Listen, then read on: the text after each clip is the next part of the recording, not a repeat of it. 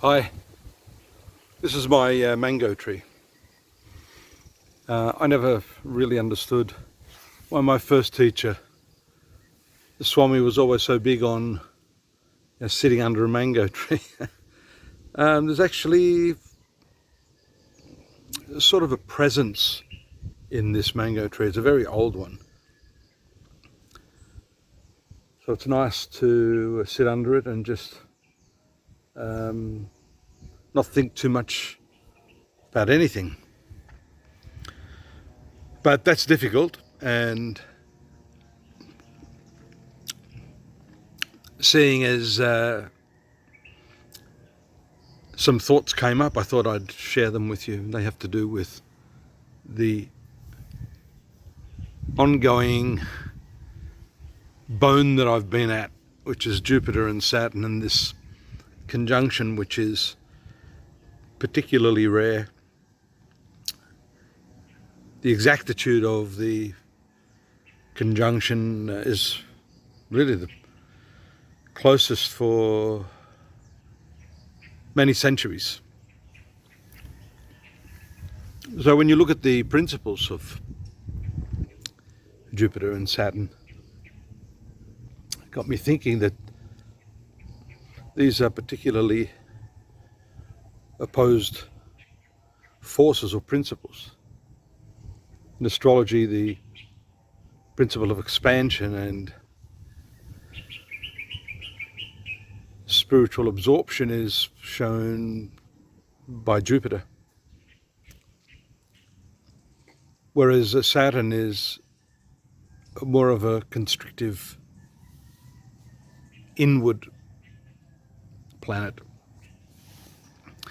That expansive quality of Jupiter has been nipped in the bud by Saturn, and also by the fact that it's been in Saturn's sign, which is its weakest position.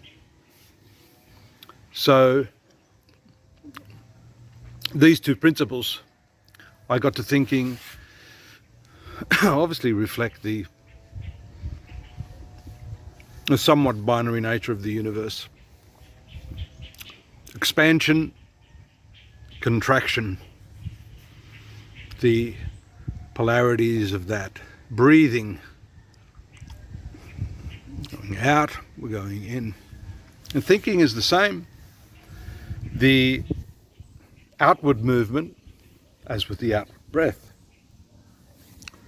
brings the awareness into the manifest or objective universe, and the contraction brings you back within. Jupiter is that expansive process. Saturn is that contractive or inward process. And this, I also got to thinking, relates to the principle of the movement of consciousness. It either moves outwards into the manifest domain, or rather creating the manifest physical domain, or that's called pravriti, relating to nature, or prakriti as the Vedas say. The inner contractive or self-turned awareness is called nivritti, the inner path, the inner movement. And so this Jupiter-Saturn conjunction, I'm not going to lose the thread there, I'm going to come back to that. And this is going to lead to that, because the Jupiter-Saturn conjunction, I think, has an amazing alchemical process going on. These two supposedly opposing forces of nature coming together, unifying, balancing that outward and inward movement. I'm relating this astrological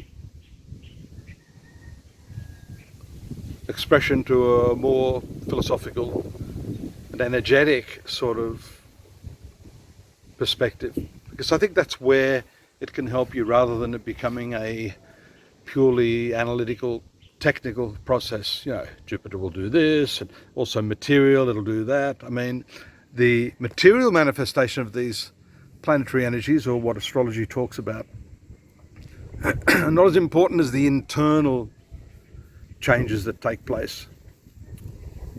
And that does bring me back to the point, because it's a turning point. It's a turning point for, yes, the human race, but that turning point starts with each individual. And the turning point is not either left or right, straight ahead, or the reverse direction. It's the turning point of that awareness, that tipping point between the pravriti, or the awareness being absorbed in all the outer events, or the nivriti component, which is the awareness being withdrawn back into that pure subjectivity. That happens naturally anyhow with different creative and artistic pursuits. Even when you're absorbed in the most mundane activities, that actually happens, but it's not done in a conscious way. So the Jupiter-Saturn is very much about finding where you are in that process of your own awareness. Where is it taking you? Outwardly, inwardly? I mean, just because it moves inwardly doesn't mean that that's necessarily a happy space either. A lot of people struggle when they get into the meditation phases in those early stages, because meditation and that inward turned perception of your self and the awareness is beset with a whole lot of internal and psychological processes, knots, or granta as they're called in yoga. These are knots within the etheric system, within the emotional system. These are all the accumulated past experiences, not just of this life. If you subscribe to the dream philosophy that this is real, but actually it's a dream, then we talk about past lives, but we can only talk about those past lives in terms of the dream. Once the dream collapses, the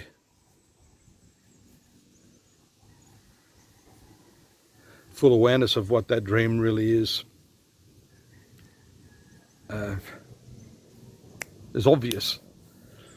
But if you subscribe to that, then these past karmas from all of those supposed lives will also be embedded within some of these subtle channels of the human system. Yoga and the mantras and meditation, those sorts of activities break down those knots.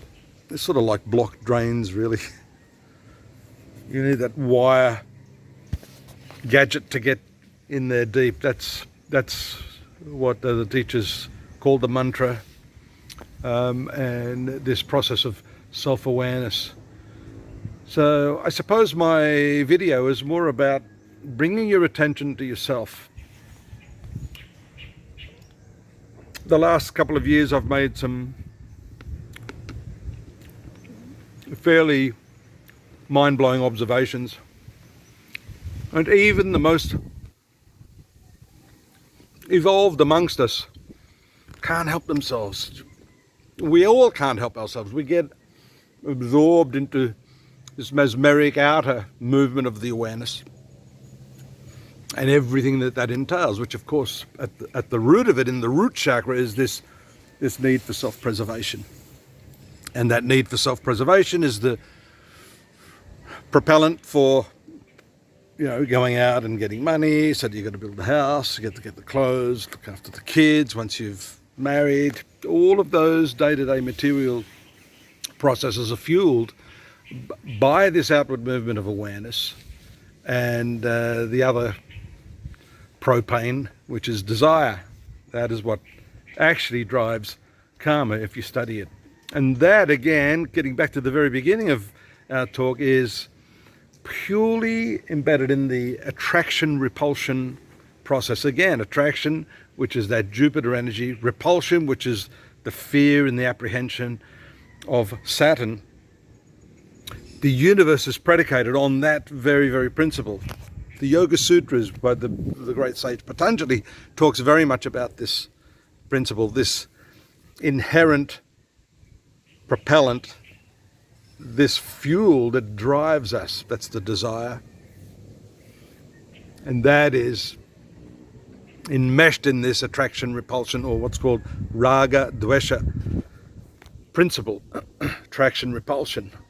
The repulsion is the fear. Fear is embedded in the biological and evolutionary makeup of all of us, self-preservation in the dream. And the attraction, of course, is pretty much also embedded. What you're attracted to, the environment you've grown up in, what your belief systems have been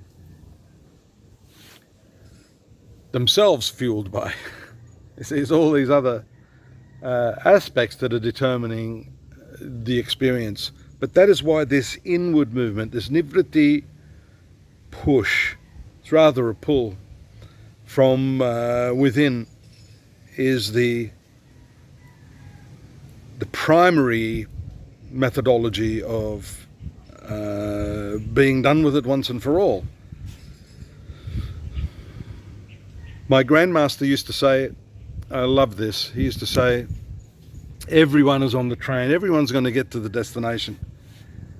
And so someone said, well, what's the difference with you? And he said, well, I fell asleep on the train while others were off looking at all the sights, some getting off at the next station and getting back on for the later train.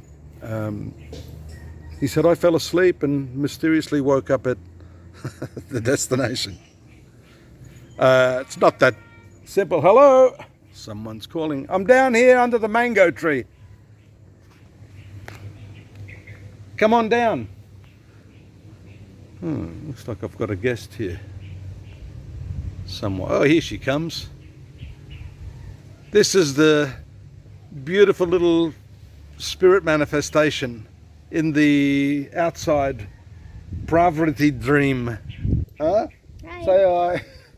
Look at this mango tree, sweetheart. Isn't it just amazing? Dad, do Yes. you want some tomato? No, I'm not that hungry. Okay. It's nice of you to think of me though. Love you, dude. Love you too. See ya. See you too. Just be aware where you're going. Just watch your step. Anyhow, I think that was my cue to sort of let you know that hopefully less is more. I'm not going to He said no! I'm not going to labour the point, except to say that during this conjunction of Jupiter and Saturn, my suggestion is to take the right turn.